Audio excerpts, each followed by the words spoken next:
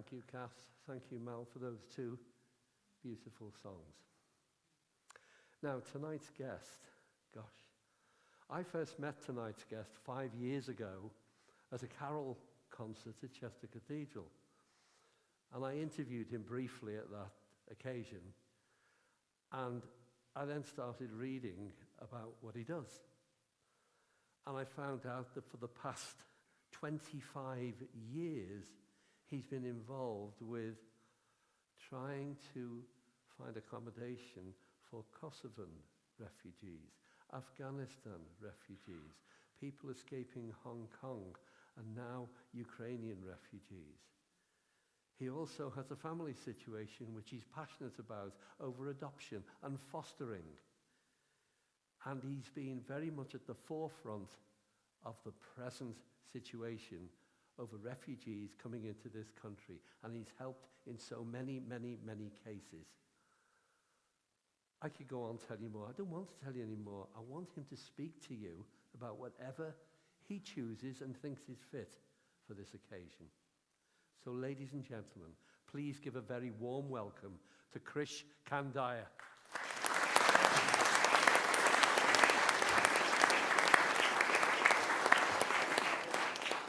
Thank you, David. Good evening, everyone. Apparently, there's been a helpline set up for anyone from the Manchester area that is traumatized by the events of this evening. The number is 707070. What a day. Didn't expect that. If you're an Everton supporter here, condolences to you. I'm here because of Mark Mitchell. Hands up if you know Mark Mitchell. Brilliant. Hands up if you bought a car for Mark Mitchell. Yes. He's incredible. He remembers the number plate of the car that I bought. Must have been 20 years ago. And I'll tell you, I was buying a second-hand car, but I was given VIP treatment. So thank you, Mark. It's been a pleasure to know you all these many years. I want to talk to you about hospitality. I'm going to start with a story. We'll get into the Bible a little bit, and then we'll have our little Q&A together. Does that sound okay? It was 10 o'clock at night. I was 11 years old, and I was living at home with Mum and Dad. And there was a knock at the door.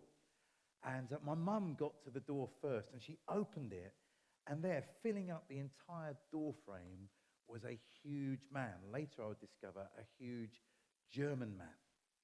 He had just arrived in the UK into Gatwick Airport, and he had a story to tell. He had been chatting to a girl on the plane, and when they left the kind of plane and he was going through customs, he realized he had something to declare. His undying love for this girl he'd just met. But this was a long time ago. I was 11 years old. That was way back in the last century. And in fact, last millennia. That sounds even worse, doesn't it? And it was before Snapchat or Instagram or LinkedIn or Twitter. In fact, it was before mobile phones. And so all this guy had to go on was this girl, Natalie, lived in Brighton. And he was going door to door to all the houses in Brighton trying to find Natalie. Now, I'm standing behind my mum at this stage going, Mum, this is some weird stalker guy. It's time to close the door. My mum, on the other hand, decides it's time to welcome him in and invites him into our lounge, makes him a hot cup of Indian tea and asks a little bit more about his story. He tells a little bit more, and by this time it's really late, and so she decides that this strange German man needs somewhere to stay for the night. And that was good news for him, but bad news for me. You see, our lounge was our guest bedroom as well, and our sofa turned into a sofa bed, but my bedroom door was opposite the lounge door. And so by the time it was time to kind of tuck this guy up in bed, I took every little bit of furniture that I could move and built a barricade behind my door. And then I was under my duvet with a little Swiss Army knife for protection. I don't know what I thought would happen to the rest of my family. You know, if he couldn't get through my door, he'd go upstairs. And they didn't have Swiss Army knives or barricades, so this wasn't going to end well. somehow I fell asleep and I woke up the next day, just checked myself. I was still alive. That was a good start. And debarricaded the door, and I could hear German snoring coming from the front room. And all our silverware, however little it was still there, and everything was fine. And my mum cooked this guy a massive, hearty Indian breakfast and then sent him on his way. I don't know what happened to this man. I like to believe somewhere in the world there is a German-English couple that when they tell the story of how they fell in love, tell the story of my mother, a little Indian woman who believed in hospitality. You see, I thought strangers were dangerous. That's what I was taught as a young person. Stranger danger. In fact, we've got a word for being afraid of strangers. It's called xenophobia. But the Christian gospel actually has something different to say, doesn't it? That we believe in a God who welcomes the stranger. Because once upon a time, we were aliens and strangers to God. But God looked at us in our need and welcomed us not just into his home, but into his family. We believe in a God who welcomes those that need help and support. In fact, the Bible, it took me a long time to discover this. It's full of the hospitality of God. It starts a little bit with the story of Abraham, doesn't it? When Abraham spots 3 strangers walking near his tent, he beckons them to come in, and he says, let me just give you a morsel to eat and a drop of water to drink. And then he goes and orders his friends to cook up a whole cow. Kill a cow for 3 visitors. That's a lot of meat. But Abraham later discovers that this banquet was fit for a king. In fact, it was fit for the King of Kings, because this was God that Abraham was welcoming into his family. And all the way through the Bible, you've got this strong emphasis on welcoming the stranger.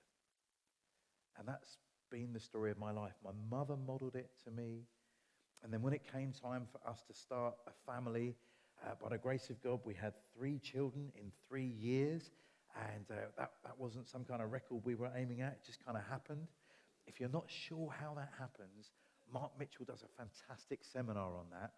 And diagrams and everything. He can give you all the wisdom that you need. But after 3 kids in 3 years, my wife came up to me and she said, you know what? I think we could care for some more children. Why don't we become foster parents or adoptive parents? And I thought that was a great idea for other people. You know, people that might need more children. I mean, we had 3. Why would we need any more? And I'd done the maths. I'd worked out if these 3 children had come into our family all together, there might be some point in the distant future where they might all kind of leave our home altogether. You know, they might go to work or university or something, and then it would just be me and my wife again, like in the old days. And we can go on long romantic walks along the beach. We live in Oxfordshire, which geographically is as far away from a beach as it's possible to get. But we could commute to the beach. That would be great. And walking along a beach, just the 2 of us, would feel very different to walking along the beach with loads of pushchairs and prams and nappy sacks. Or have you heard about those couples that do city breaks? Have you heard about them? They go to like Madrid or Oslo. And I thought maybe we could do that when we were a bit older, and just the 2 of us. And again, that wouldn't be so much fun with foster children and adoptive children. So I was definitely not up for this. And then 3 things happened. One was some friends of ours in their 60s became foster parents to teenagers for the first time. And I thought, wow, if they could do that in their 60s, maybe we should consider doing this in our 30s. Second thing that happened to me was I became aware of the statistics. That so many Christians are passionate about helping the homeless. Well, guess what? A huge percentage of the homeless population in Britain are young people who have aged out of foster care and then had nowhere to go. Or lots of people want to do prison ministry. Have you heard about prison ministry? Where people go into prisons and help people there. That's fantastic. But did you know that 50% of the male prison population in the UK are kids that have experienced foster care and have aged out? Or what about people trafficking? Christians care a lot about that, don't they? Well, I found out that in some areas of Britain, 70% of sex workers are young girls that have aged out of foster care. So that challenged me. You know, we're all up for helping people when the systems kind of chew people up and spat them out. Why wouldn't we want to get involved earlier? When a child is 3 or 4 or 5 or 6 and might need a loving family. So that was the second thing that happened. And the third thing that happened, it's an occupational hazard if you're a Christian. God spoke to me through the Bible. Have you ever had that experience? And I don't know why. I've been a Christian since I was 15 years old. I've been studying the Bible since that time. I have a PhD in theology, and I was teaching Anglican ordinands at an Oxford college how to study and teach the Bible. And yet the penny hadn't dropped for me how precious vulnerable children are to God. But I read the Bible, and here's some of the verses I read that really just jumped out at me. James 1:27. Religion that God our Father accepts as pure and blameless is fantastic quiet times every day. Expository preaching every Sunday. A really kicking worship band. A fantastic church building. Those are all good things, but that's not how that verse ends. Do you know how it ends? Religion that God our Father accepts as pure and blameless is to care for widows and orphans in their distress. I don't know if there are any teachers or ex-teachers here, but if I'm going to use a trigger word, I'm just letting you know. If God were to Ofsted the church's worship, sorry, I heard that. That's a teacher. Calm down. I'm just using the word, right? If God were to Ofsted the church's worship, the thing on the top of his list is how have we cared for the widow, the orphan, and the stranger. And yet that's not often how people pick churches. Have you ever heard how people pick churches? I do this with students a lot. I ask students who have moved house and had to go to a new church near their university, how did you decide which church to go to? Do you know the top 3 answers I get told? Anyone? The worship. Is the music awesome? You know, are they singing the latest songs? Okay, that's often in the top 3. What's the second one? The coffee. Yeah, maybe you're right. I think that's probably in the top 4. Someone else said food. Yes, definitely. I was one of those. I would turn up hungry into a morning service at our local church and just hang around at the end of the service, hoping someone would take pity on me. And then I'd get invited to this family, and they would cook you this huge, wonderful lunch. And I don't know if they expected me to just hang around until tea time, and you could eat for the week, couldn't you, just on Sundays, and live off of the kind of calorific value of that meal. You're right, food is up there. And the third thing, preaching. The teaching. Is the teaching strong? And you go, those aren't wrong things, aren't they? Good teaching, good worship, good food. Those are not wrong things, but who's at the center of that decision-making process? It's all about me, isn't it? Am I getting the singing that I want? Am I getting the food that I want? And am I getting the spiritual food that I want? But when God tells the church what we should be doing, he says, look, those things are great, but if they're not leading to compassion for the widow, the orphan, and the stranger, there's something gone wrong with what we're doing. That isn't the extent of church, just singing, preaching, and eating. It's serving those that most need us. That's what God calls us to do. So I didn't have a choice, really, did I? My wife was right. The Bible was right. The stats were telling me we needed to do this. And I had friends in their 60s that were modeling this for us. And so I remember we made the call to become foster parents. I'm doing this. Do you remember this? Do you remember phones that used to have to plug into walls? Do you remember that? Some of the younger people are going, what is he doing? We don't have phones like that. Anyway, we dial. Remember this? Some people think I'm being a DJ. I'm dialing. Dialed the local authority. Hello, it's Mr. Kandiah here. Me and my family, we'd love to become foster parents or adoptive parents. This is a year to get to this moment. And then the lady at the other end goes, how many rooms in your house? I'm like, oh, that's lovely to meet you too, yeah. Loads of rooms. We've got a bathroom and a kitchen, and we even got a special room that if the Queen comes, she can have tea in. It's called our front lounge. And but how many bedrooms have you got? Oh, we've got 3 bedrooms. Yeah, but how many people live in your house? Yeah, we've got 3 children and me and my wife. You're no good to us. Put the phone down. And then I did what you would do. I dialed again, hoping to get a different operator. This time we thought we'd go for adoption because that would be easier. So, hello, oh, it's Mr. Kandiah here. We'd like to become adoptive parents. And they said, oh, yes, tell us about your ethnicity. And I'm going, oh, I've got this one. Yeah, how ethnic do you need me to be? I'm good at this. My mum was from India. My dad was from Malaysia. My dad's dad was from Sri Lanka. And my mum's dad was Irish. And my wife's half English and half Welsh. Have you got any boxes left here? And she's like, we will never find an ethnic match for you. Put the phone down. We failed to become foster parents or adoptive parents. We had to move to another house in Oxford when I was teaching theology. And this house, the job at Oxford came with a house, and this house came with a dining room. And to be honest, we didn't think the Queen was ever going to visit us in our dining room, so we converted a dining room to a downstairs bedroom, and then we were ready to make the call again. How many rooms in your house? Oh, we have 4 lovely bedrooms, 3 upstairs and 1 downstairs. And about 9 months later, after lots of visits, we became foster parents. I remember the day, actually. We were driving back, having been to a panel where they'd interrogated us about whether we'd be any good at looking after children. We'd somehow managed it. We got home, and then we just stood there waiting for the phone to ring. I always thought they should make foster parent phones like the bat phone. You know, if it's the local authority phoning, it should glow red. Because a foster parent is part of the emergency services. You see, if there's a fire, you call the fire brigade. If there's a crime, you call the police. If someone's injured, you call the ambulance. But if a child is in danger, that's when you call the foster parents. And so we were ready and willing. In fact, 24 hours after we were approved, we got the first call. And a little girl had been born in a hospital. Her mum had all sorts of serious challenges going on in her life. And so social services determined that she couldn't look after her baby.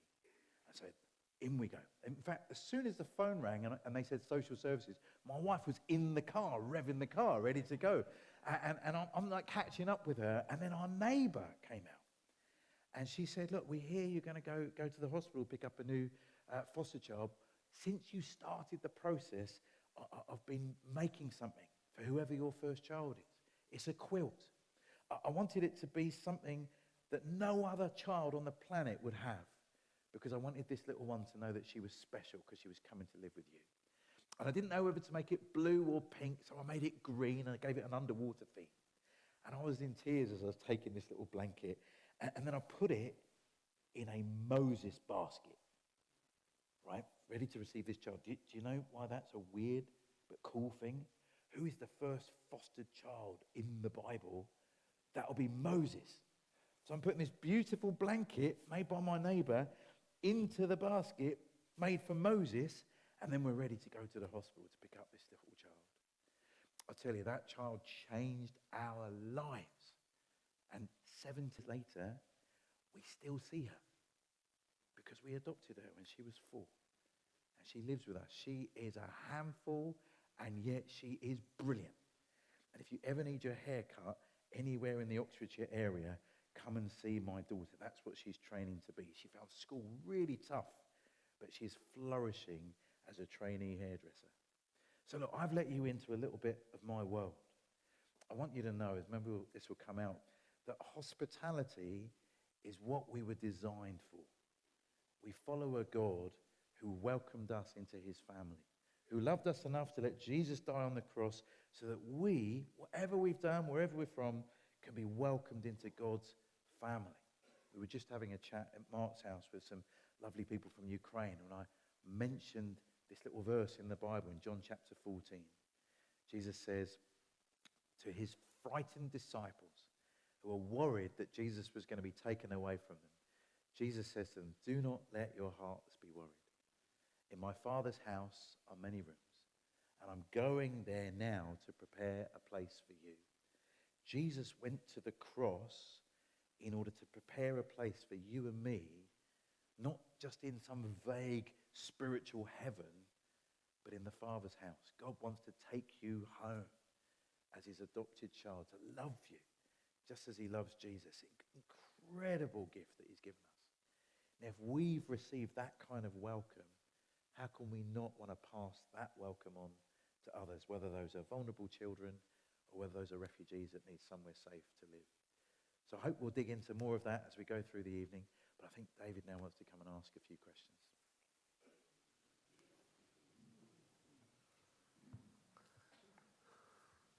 Wow. Thank you for that. Just to fill in the bits and pieces, what's the exact size of your family now and what age are they? Oh, that's a good question. So there is 2 adults, that's me and my wife, and 6 children. So 3, 1 girl's adopted and 2 long-term foster children. And we've got 2 Ukrainian ladies that live with us and my sister. And I'm trying to get my 80-year-old father to come and live with us too. So we're basically taking over the street. Right. So what you're saying is it's dead easy. That's brilliant. Well, I know they'd be thinking, well, he's talking about these, but actually how many of them are there? But we now know. Thank you for sharing what you shared with us, of course.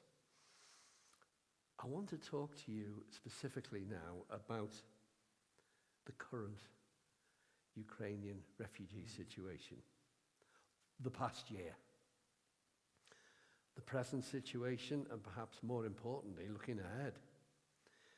So let's start with the past year or so.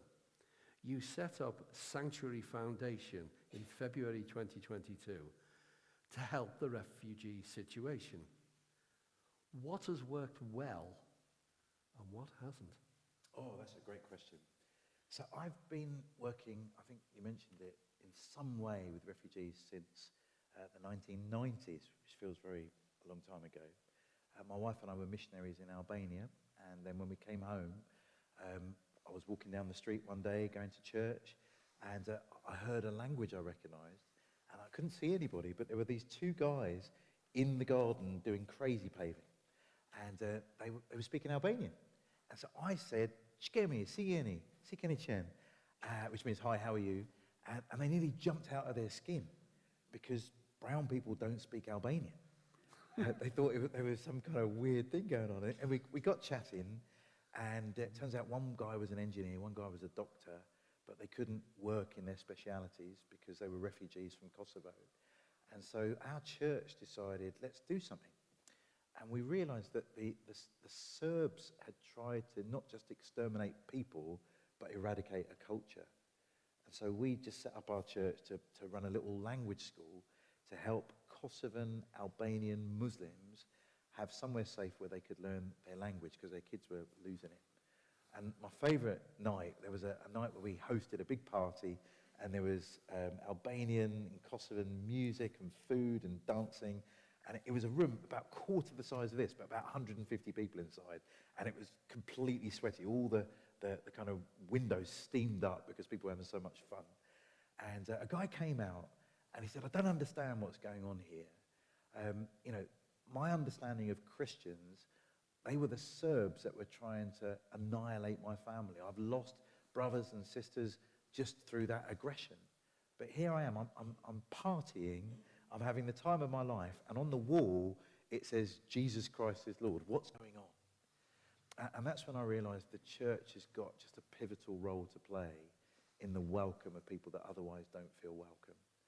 And so, jump a few decades into the future, and we're seeing the Ukraine get invaded by the Russians. It was the 24th of February, about 4 o'clock in the morning. Ukrainian people were just sleeping in their beds. Suddenly there's an air raid siren, or there's the sound of bombs dropping. And that sent shockwaves, obviously, through the Ukrainian people, but through the rest of the world. This was all our worst nightmares come true. If you're a child of the 80s, we thought the Russians were the big bad enemies. And then over the few years, it seemed, we'd made peace. But that was a shockwave. And I flew out to Moldova, which is a tiny country on the Ukrainian border. And I saw just tens of thousands of people being welcomed by ordinary people in Moldova. It was incredible. And then I heard the same things was going on in Poland and Romania. But meanwhile, the UK, we were being a bit slow about all of our response. And Priti Patel, who's the Home Secretary back then, she said there would be an uncapped sponsorship program.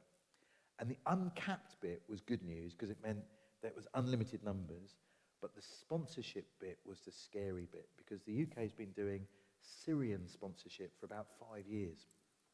And we'd only seen maybe 500 families come in 5 years.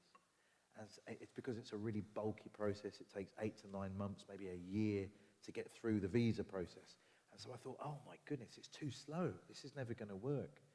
So a friend of mine and me, we set up a website. We called it Sanctuary Foundation.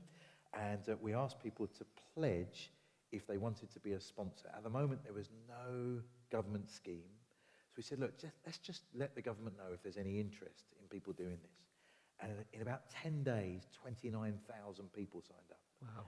And that was enough for us to go to the government and say, look, all these people want to help. Yeah. Why don't you partner with churches and civil society groups and let's see if we can do something good here. And so then I got invited alongside other charity leaders to kind of co-design with the government the Homes for Ukraine scheme. And now, currently, there's about 150,000 Ukrainians that are here in the UK. And of that 150,000, about 115,000 are living with people who were strangers to them a year ago. This is the largest response the UK's made to refugees. And it's definitely the largest hospitality movement. That the closest equivalent of people living with strangers like this was 1939, 10,000 Jewish children fleeing the Nazis. We called it the Kindertransport. And at the moment, there are beautiful bronze statues outside places like Liverpool Street Station in London because we recognise that was a high point of our culture. But this is 11 and a half times that in under a year. So there's something amazing going on. And, you know, if that's you, if you're part of that welcome, if you've done something to welcome Ukrainians, just fantastic work. You have made history and you've made a difference to many, many Ukrainian people. So well done, everybody. Moving on within the same subject, can we look for a moment at the present situation now? Yeah.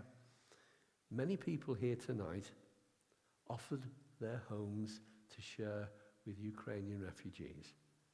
In some cases, it's gone well, and in some cases, it hasn't. The initial requirement was at least 6 months. Was that unrealistic? And is the system working well enough for there to be a future for people here long term? Yeah, that's a really good question. Look, at the beginning of the invasion, since the beginning of the invasion, about 8 million Ukrainians have been made refugees. They've crossed the border to come out of Ukraine, and many more people have been internally displaced in Ukraine. And when the government said it should be 6 months that we're asking for, I was a bit nervous about that because the average time that a refugee spends as a refugee is 15 years. That's the global average, right? So we hope for the best. It'll be fantastic. I know most of my Ukrainian friends are longing to be able to go home. We want to do everything possible to make that. But actually that's out of our hands, isn't it? Sadly, that's up to President Putin and what he's going to do. I think we hope for the best, but we plan for the worst. And the worst is it could be a long, drawn-out conflict. In fact, I was talking to someone the other day. President Zelensky has been asking for fighter jets from the US and to train from another jet to become a fighter jet pilot in an F-16 or an F-18 normally takes 3 to 4 years. So I think even President Zelensky knows this could be a long, drawn-out conflict. Yeah. So that means that many of our friends that are here are going to need longer-term support. And at Sanctuary Foundation, we're working on 3 areas. They all begin with W because I'm a Baptist. And the first is welcome. We think there's still more welcome that needs to happen. We saw 29,000 people sign up to be hosts in 10 days, and now we're lucky if we see 5 a month, right? So the public imagination for welcome isn't what it used to be. We produced a beautiful little book to give to Ukrainian children, because we found out that if the child feels welcome, then the whole family feels welcome. So we think there's more that needs to be done on welcome. And also, we did a little gift package to Ukrainian mums. I think the mums are the hidden heroes in this whole thing, because most of the mums that have come here really would rather be home. They'd rather be supporting their husbands and partners, but they're here because they want to keep their children safe. Yeah. And they're in a lot of tension because a lot of those mums have elderly family back home in Ukraine, and they feel that tug. And some have tried to get their elderly family here, but they don't want to leave. So we think those mums need a lot of support. So we did a little welcome box to about 2,700 mums, packed with goodies. We'd love to do it again for Easter. If you work with a corporate company that might have 1,500 bars of chocolate or 1,500 little bottles of perfume, come and talk to me, because we'd love to make that possible. So welcome's one. The second big area is work. Just today at Mark's house, we met a few Ukrainian women that are here. Most of them were significant business women. One was a milliner. She makes these beautiful hats. Another person had been in a kind of senior accountant. But when they come here, they can't work at the same level they're used to.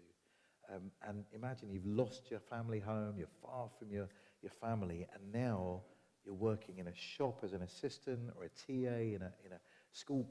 Good work, but it's such a loss of identity. So we're really trying to help Ukrainian women get into significant work. And the final area is worthwhile housing. Now, I know you're thinking housing doesn't begin with a W, but worthwhile housing, because, as you say, a lot of those hosts were thinking this was going to be for 6 months, and it's now on the 14th of March, it'll be a whole year. It's not appropriate for that to last forever. Even for our Ukrainian friends, they need the dignity of their own front door. So we're looking at what innovative housing projects we can come up with. It's really all a work in progress and a learning curve all the time. Looking ahead, what do you see as a major problem for refugees? What's going to have to change? Wow. So a lot of people look at the Ukraine scheme, and at one level, it is wonderful. It's a wonderful act of hospitality. Most of the people that have got involved with hosting Ukrainians have never done anything with refugees before. They didn't give £5 a month to support a refugee charity. They didn't go and volunteer in a refugee camp. This is the first thing they've ever done. And they've done something fantastic. They've opened their homes to strangers for, now nearly a year. It's incredible. The big challenge is, what about everybody else? So if you're a Ukrainian, there is a way for you to be here in someone's home. If you're an Afghan, at the moment, there's over 10,000 Afghans still living in temporary accommodation.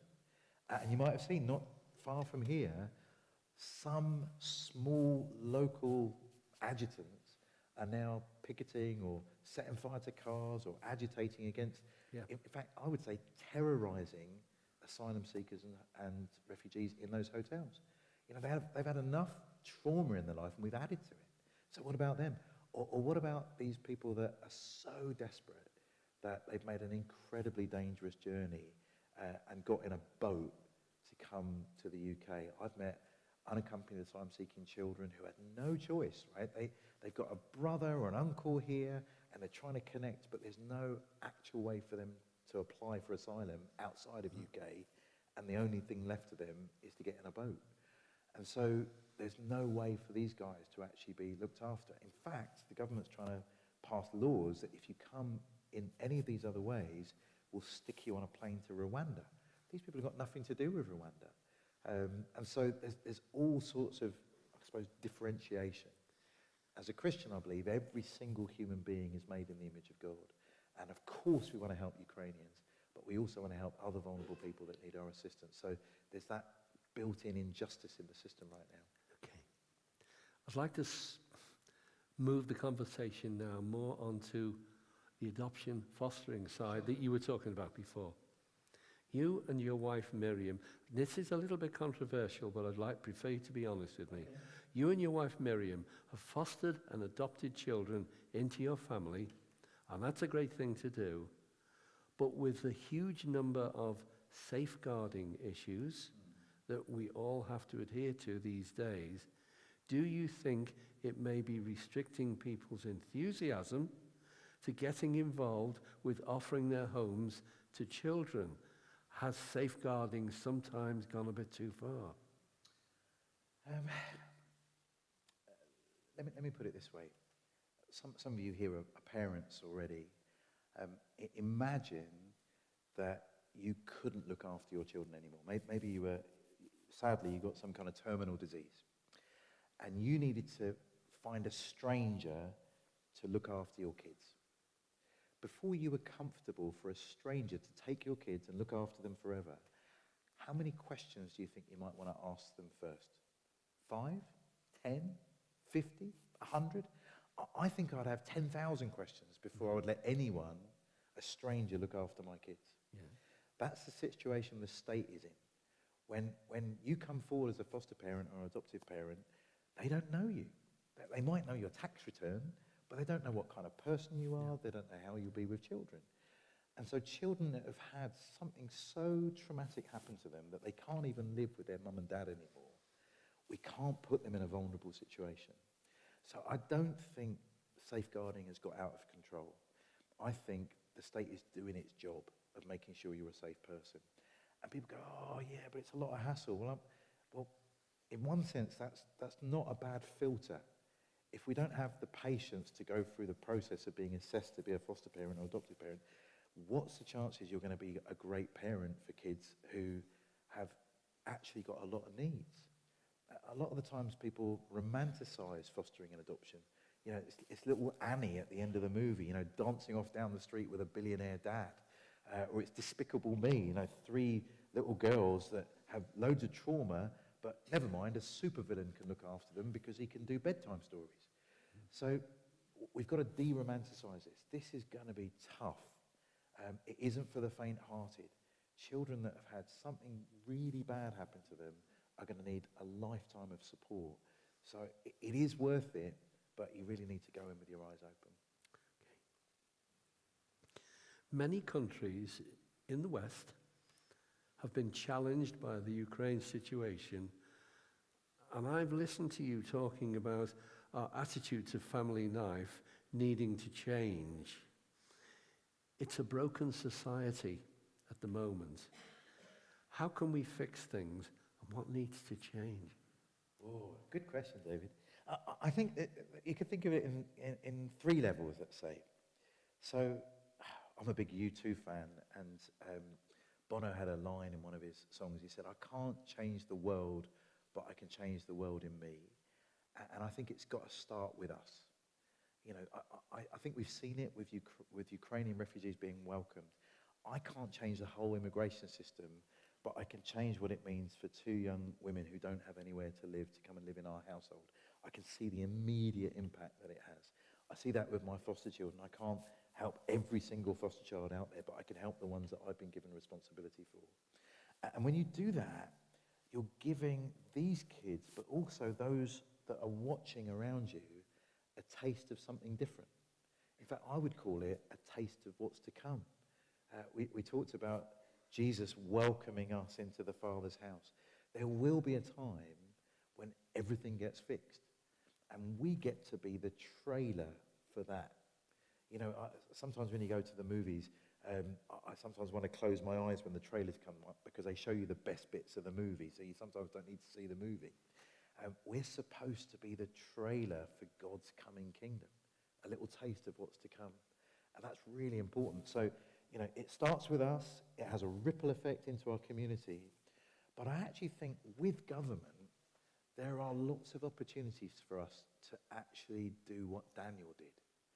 You see, Daniel could have been just very angry with King Nebuchadnezzar. King Nebuchadnezzar was an absolute evil despot. He was so evil that if you crossed him, he'd burn you alive, wouldn't he? Like he was trying to do with Shadrach, Meshach, and Abednego.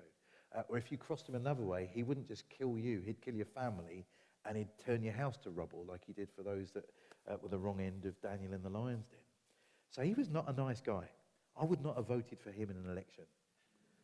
But Daniel, rather than just getting angry with a megaphone, shouting at King Nebuchadnezzar for doing things wrong, He finds a way to work inside government. And he does it, I don't know if you remember, Daniel gets given a prophecy in that he was interpreting King Nebuchadnezzar's dream.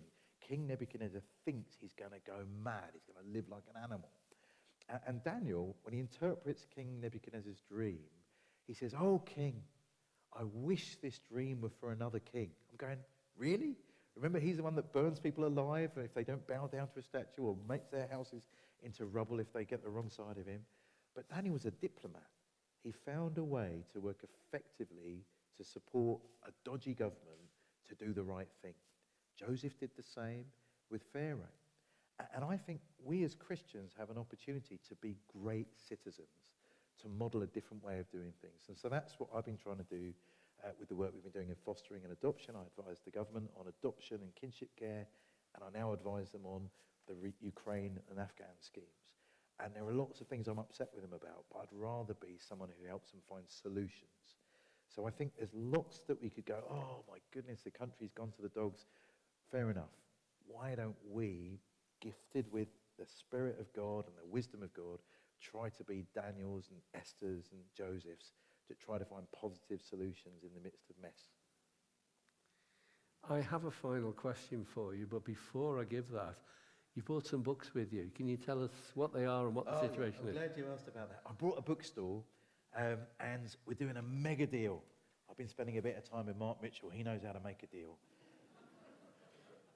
You do not get a free car or even a free car wash with these books. But these books are normally £8 to £10 each, but I'm going to do 4 books for 20 quid, right? So there's the deal. So the first book I brought with me is called God is Stranger. And that story I told you about my mum welcoming a stranger into our house, that's really at the core of this book. It's all about God's hospitality, what it means for you and me, what it should mean for others. God is Stranger. It's got a nice commendation by a guy called Justin Welby. I don't know if you've come across him. The second book is called Faithism. I don't know if you've been following the Scottish National Party's election process for a new leader and what's been happening to Kate Forbes as a Christian.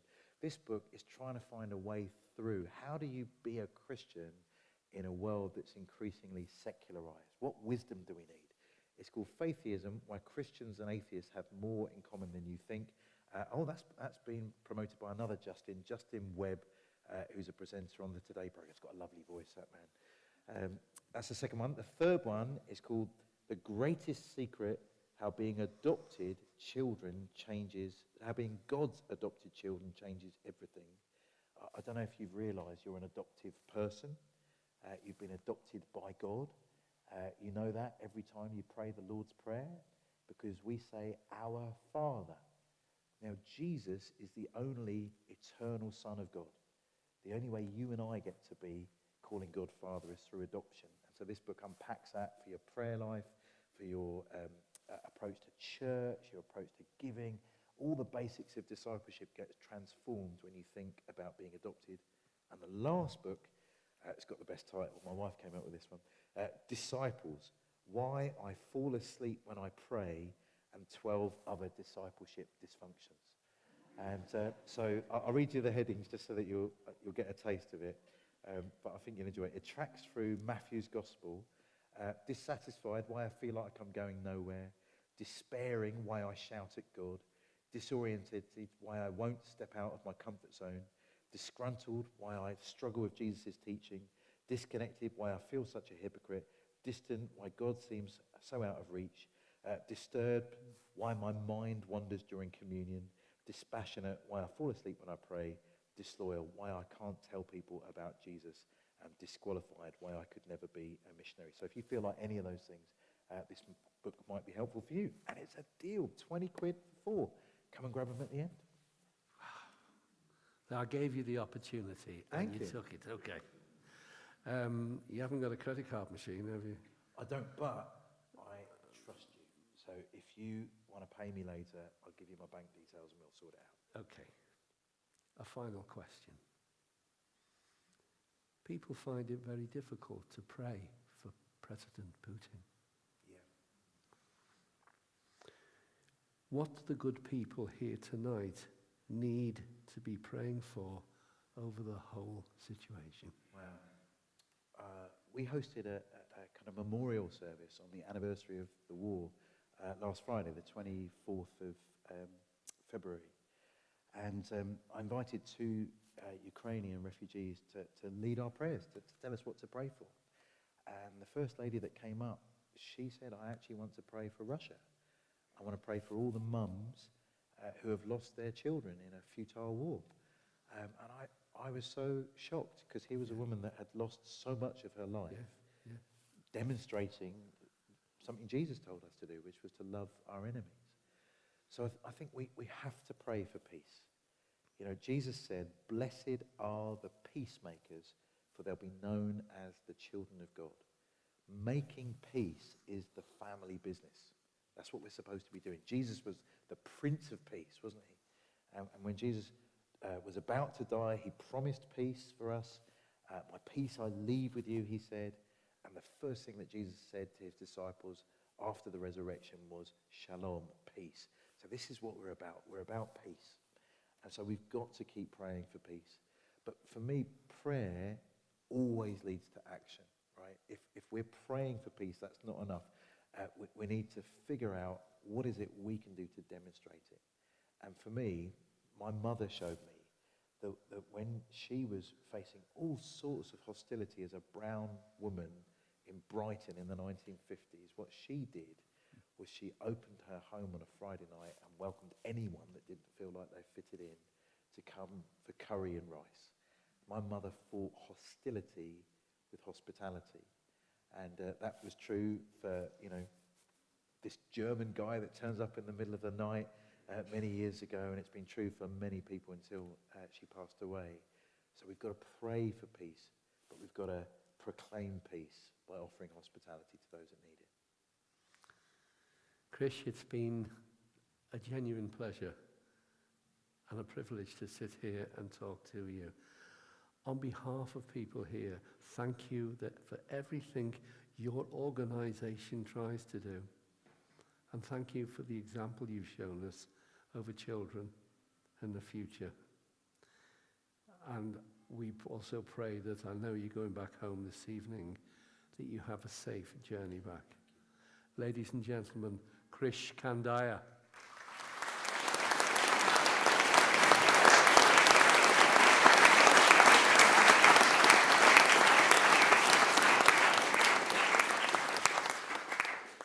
Although Krish has got to go back home after this evening, he will stay for a short while. If there's something he said, something you've heard that you'd like to speak to him, I'm sure he will stay here for a while. Just come forward and have a chat with him. Anything at all, because you have the opportunity. Please don't lose that opportunity. Come and have a word tonight. There will be tea and coffee served in the atrium coffee area directly after the end of this evening. So please stay if you want to talk to Krish, or if you want to have tea and coffee down the way there. It would be lovely if you could stay. Our guest at next month's Sundays at 7 will be Major Kathy Versfeld from the Salvation Army. Kathy is the South African-born Director of Mission at Strawberry Field in Liverpool. And we're hoping that the Salvation Army Band will provide the music on that evening. So that sounds like a lot of So that's Sunday, the 2nd of April. Please make a note of the date. There'll be cards available in about a week's time. Maybe you might consider somebody who you'd like to bring along for that. And now Nikki's going to come out and close the evening for us in prayer, and possibly she may have one or two notices, I imagine. Nikki.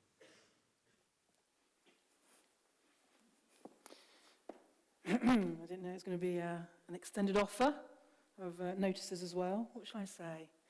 You're all very welcome. We like to feel that hospitality is one of the things that we do here at St Mary's.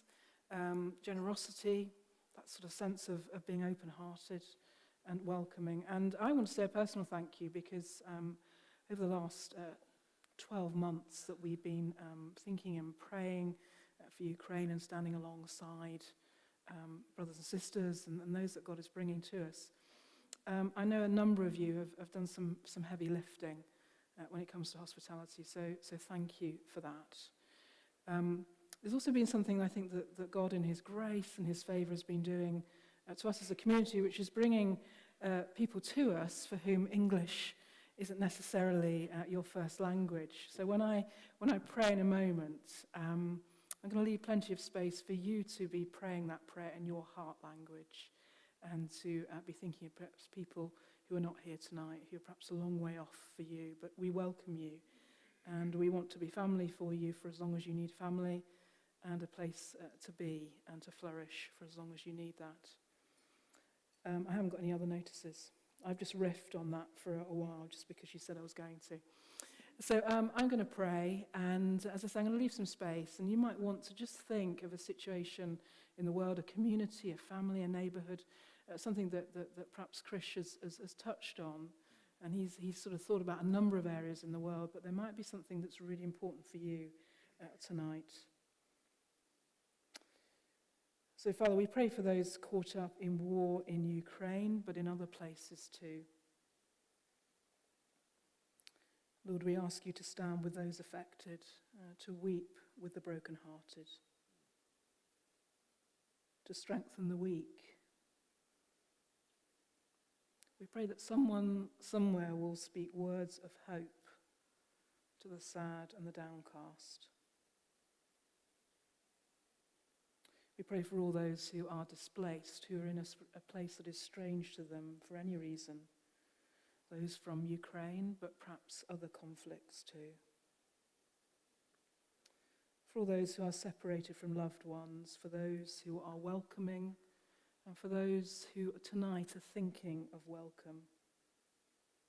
May we find hope and encouragement in you. And may you raise up people of peace to work for the future, for your peace to come. And may the people of peace take action, offering hospitality and welcome. And for us all, for our families and friends, for Krish and for Miriam, may God bless us and keep us. May he make his face shine upon us. God, be gracious to us and turn your face towards us and guide us into peace. Amen. God bless you. Take care as you travel from here, but do stay for tea and coffee if you're able to.